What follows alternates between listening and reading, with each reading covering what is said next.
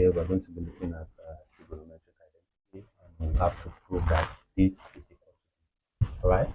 Now, whenever you want to prove, make sure that you begin from the part where it is complex, where you can simplify.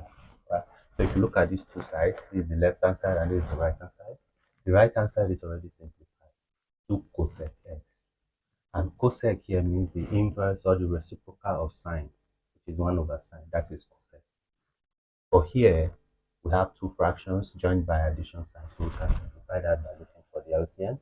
And the LCM here is going to be the product of these two. Product means multiplication. Alright. So the multiplication of the two of them becomes 1 minus cos x, 1 plus cos x. So we simplify that this, we cancel this, we are left with this. So times this, we have sine x, 1 plus cos x.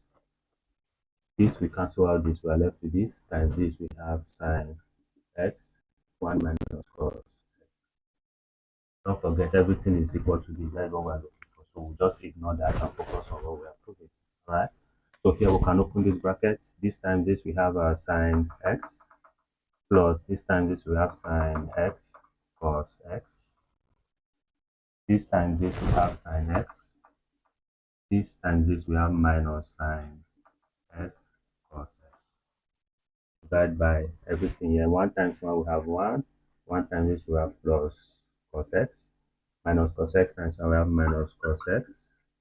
Minus cos x times plus cos x we have minus cos squared x. Now we are done opening the brackets. The next we have to do is to cancel out common terms here, of which this we cancel out this, plus we cancel out minus this, also we cancel out this. We are left with sine x plus sine x all over 1 minus cos squared x. Now remember, this is equal to 2 sine x over 1 minus cos squared x. Now there is something you need to know. There is a trig identity that says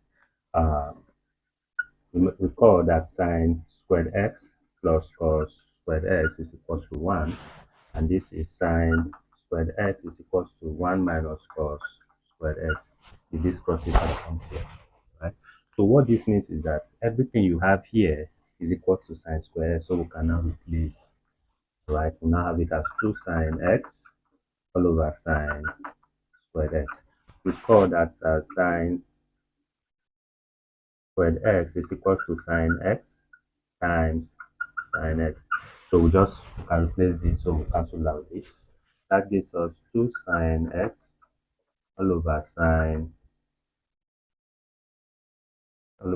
x times sine x. So this we cancel out this, and this equals 2 over sine x. Is that okay? Now recall, this can be simplified as 2 into bracket 1 over sine x.